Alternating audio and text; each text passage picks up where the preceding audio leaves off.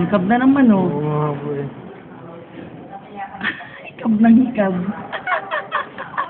Yan ay pakita mo kay Lisa yung naghihikab siya. Oo nga po.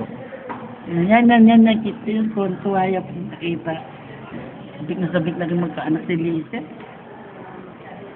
Pagmahal niya sa anak. Jesus. Nakakatuwa siya pag ganyan. Tumilaki nito, grabe. Binibilot talaga sila yun. Oo, hindi. Kasi yung kamay iniipit.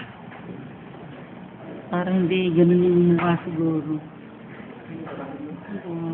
Hindi, iniinitan. Nakabinti-bidul kasi.